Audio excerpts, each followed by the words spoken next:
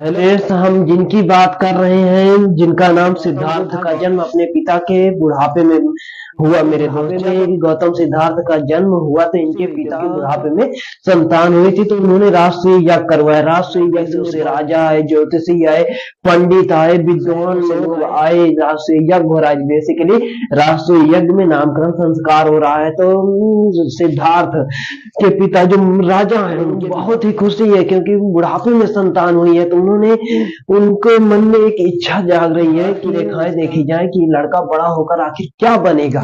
उस राजा के मन में ये इच्छा हो रही है। तो जब उनका बेसिकली नामकरण उनकी हाथ की रेखाएं दिखाते हैं, तो अलग अलग देश से आए राजा पंडित 90% पंडित जब उनके हाथ देखते हैं तो वो कहते हैं कि आपका लड़का 10% ज्योतिषी कहते हैं कि आपका लड़का सन्यासी हो जाएगा और राजपाट त्याग देगा। तभी उनमें से एक 12 वर्षीय लड़के ने एक उंगली स्पष्ट खड़ी करी और बोला, महाराज मैं स्पष्ट तौर पर कहता हूँ कि आपका लड़का संन्यास छोड़ देगा। राजा के मन में ठेस पहुंची, दर्द हुआ, दुख हुआ कि बुढ़ापे में एक संतान हो जाएगी तो ये राजपाट कौन संभालेगा।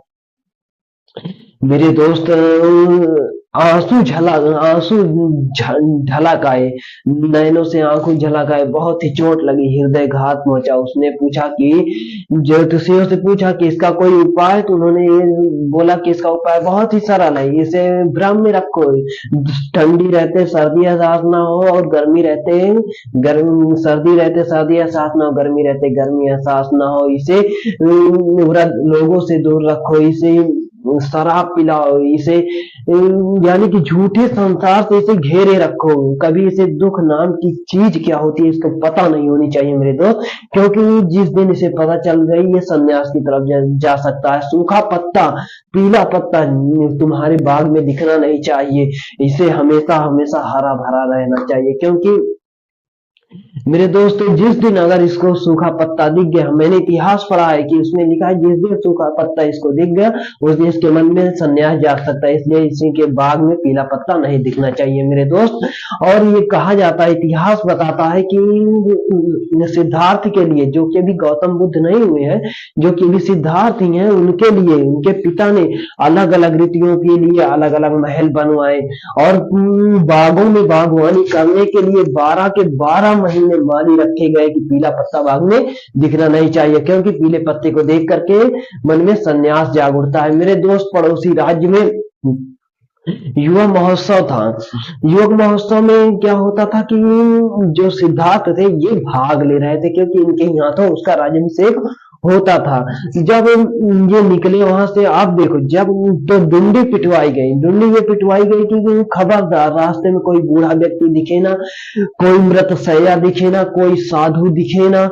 और वैसे ही पेड़ पौधे लगवाए गए, वैसे ही हरियाली दिखाई गई, क्योंकि जैसा सिद्धार्थ अपने महल में देखा करते थे, हमेशा अपने महल में देखा करते थे, वैसे ही बाहर उनको देखने को मिले, ताकि उन्हें ये एहसास ना हो कि ये बाहर तो कुछ और है और अंदर कुछ और है। जैसे ही सिद्धार्थ अपने रथ पर बैठते हैं और सारथी उन्हें आगे लेकर चलता है, तो जब भाग्य से देखे मेरे दोस्त, कहते हैं ना क्यों कुछ ना यूं ही बदलना होता है। जब सिद्धार्थ अपने रथ पर सवार होकर आगे निकलते हैं, तो जब थोड़ी ही दूर चलते चलते थोड़ी ही दूर पर उन्हें एक बूढ़ा व्यक्ति दिखता है जो कुंभ करता हुआ व्यक्ति दिखता है। तो सिद्धार्थ कहते हैं, सारथी रथ रोको। कहते हैं कि ये कौन है और ये झुक कर क्यों चल रहा है। तब सारथी जवाब देता है कि महाराज मुझे इस संदर्भ में आज्ञा नहीं कि इसके विषय में मैं आपको कुछ जवाब दूं। तो सिद्धार्थ कहते हैं, तू मुझे जवाब दो, मुझे बता, वरना तेरी गर्दन धड़ से अलग कर दी जाएगी। तो वो जो सारथी होता है वो बताता है कि महाराज ये व्यक्ति बूढ़ा हो चुका है, क्योंकि सिद्धार्थ ने अभी तक तो युवक देखे थे, सुंदर देखे थे, हष्टपुष्ट लोगों को देखा था। आज उसने पहली बार उसे कोई वृद्ध व्यक्ति दिखा। तो उसने पूछा कि महाराज उसे सारथी बताओ हमें। तो सारथी बताता है कि महाराज ये युवावस्था के बाद की अवस्था है, ये बुढ़ापा है, बुढ़ापा होने के कारण इसकी हड्डियां सूख चुकी हैं। जब थोड़ा और आगे चलते हैं, चलते चलते कहते हैं, तो जब ये होता है कि वहीं पर सिद्धार्थ कहते हैं कि क्या एक दिन मैं भी बूढ़ा हो जाऊंगा? सारथी कहता है कि जी महाराज, एक दिन आप भी बूढ़े हो जाएंगे। तो रथ आगे बढ़ाता है सारथी। जब थोड़ा और आगे चलते हैं, थोड़ी दूर ही चलने पर उन्हें एक मृत शैया दिखती है, जिसमें कुछ लोग एक बॉडी को ले जा रहे थे। तो क्या हुआ कि सिद्धार्थ ने जैसे ही देखा, कहता है सारथी रथ रोको, ये कौन है और लोग इस व्यक्ति को बांध कर क्यों ले जा रहे हैं? तब सिद्धार्थ, जो सारथी होता है, वो जवाब देता है कि महाराज, ये व्यक्ति मर चुका है, ये बुढ़ापे के बाद की अवस्था है। तो सिद्धार्थ कहते हैं क्या एक दिन मैं भी मर जाऊंगा? सारथी कहता है जो आया है सो जाएगा, राजा रंक फकीर। यानी कि हाँ, इस सृष्टि पर जो आया है एक ना एक दिन सबको मरना है और सबको जाना है। जब सारथी रथ बढ़ाता है, आगे चलते हैं, आगे चलते जाते हैं, चलते जाते हैं मेरे दोस्त, फाइनली सिद्धार्थ ने अपनी आंखों से वो देखा जिसे देखने के लिए बनाई ही थी।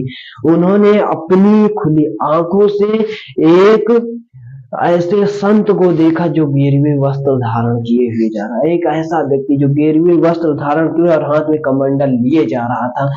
मेरे दोस्त सिद्धार्थ ने देखते ही कहा साथी रथ रोको, ये कौन है और ये गेरुए वस्त्र धारण क्यों किए है और हाथ में कमंडल लिए कहाँ जा रहा है? सारथी कहता है महाराज, ये एक संत है, इसने अपना सब कुछ त्याग दिया है। ना इसका कोई भाई है, ना इसका बहन है, ना किसी का भाई है, ना इसका कोई भाई है, ना ये किसी का पिता है, ना इसका कोई पिता है, ना ये किसी।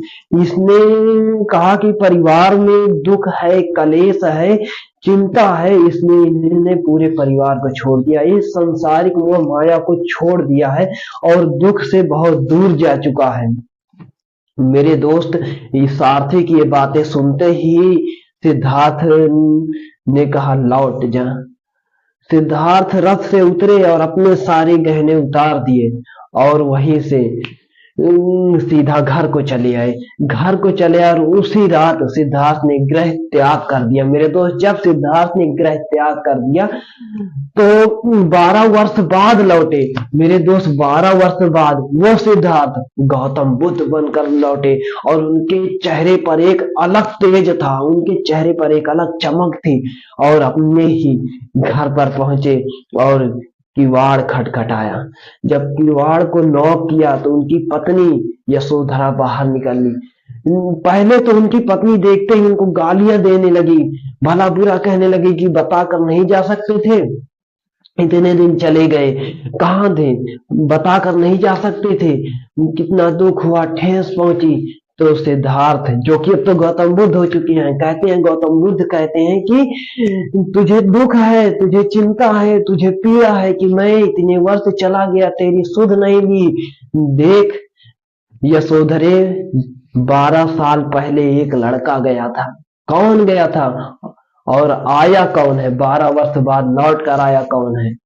महात्मा बुद्ध बनकर आए। मेरे दोस्त, तो आप भी जिंदगी में एक संकल्प लीजिए मेरे दोस्त, जहां पर हैं आप लोग, जहां पर जिस काम के लिए आए हुए हैं, जिस काम को करने के लिए आपने एक प्रण लिया, एक निश्चय लिया है मेरे दोस्त, उसके लिए एक बार निकल जाइए और तब तक पीछे मुड़कर नहीं देखना है जब तक वो लक्ष्य हासिल न हो जाए। मेरे दोस्त, गौतम बुद्ध बनने के लिए उन्होंने 12 साल जंगलों में रहे, तपस्या करी, ज्ञान कहां से मिला, कहां से ढूंढा, क्या किया, कुछ नहीं पता। ये वो व्यक्ति है जो महलों में सोता था, ये वो व्यक्ति है जिसको कुछ पता नहीं है, जिसको दुख नाम की चीज का पता नहीं था। मेरे दोस्त, वो व्यक्ति गौतम बुद्ध जाकर बनता है। मेरे दोस्त, जब ऐसा व्यक्ति कुछ कर सकता है तो आप क्यों नहीं कर सकते हैं? You can do everything in your life, everything is possible in your life. मेरे दोस्त, हर चीज संभव है। तो मेरे दोस्त, आपसे यही विनती है, निवेदन है कि अपने टाइम को कम से कम टाइम को, अपने आप को, जो आपका टाइम है उसको लॉस ना कीजिए, क्योंकि जब आप अपने समय को गंवा रहे हैं मेरे दोस्त, आप अपने टाइम को गंवा रहे हैं, तो आप अपनी जिंदगी का हिस्सा गंवा रहे हैं मेरे दोस्त। आप अपनी लाइफ को बनाने के लिए आप जहां पर हैं, जिस जगह पर हैं मेरे दोस्त, लौटना है तो सिर्फ एक चीज, क्योंकि कुछ बदल कर ही लौटना है मेरे दोस्त। Thanks for you watching my video. धन्यवाद मेरे दोस्त। अगर वीडियो अच्छी लगे तो लाइक कीजिएगा, सब्सक्राइब कीजिएगा और मेरे दोस्त ज्यादा अच्छी लगे तो शेयर भी कीजिएगा माय वीडियो। धन्यवाद।